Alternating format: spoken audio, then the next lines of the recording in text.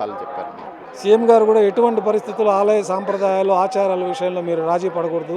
అట్లేమన్నా మీరు రాజీ పడితే ఆ దోషం మీకుంటుంది, మీతో పాటు ప్రజలందరికీ కూడా ఉంటుంది కాబట్టి ఇట్లాంటివి ఏదైనా జరిగినప్పుడు దానికి ఆగమోక్తంగా నిర్వహించని కార్యక్రమాలన్నీ కూడా మీరు పరిశీలించి దాన్ని మీ ఆగమ శాస్త్రాల్లో చెప్పిన విధంగా మీరు నిర్వహించి భక్తులందరిలో ఉన్న భయాందోళన పోగొట్టడం, స్వామివారికి ఎలాంటి లోపాలు లేకుండా కైంకర్యాలు జరిగే విధంగా మీరందరూ నిర్వర్తించవలసిందని చెప్పి మాకు ప్రత్యేకంగా సూచించడం జరిగింది.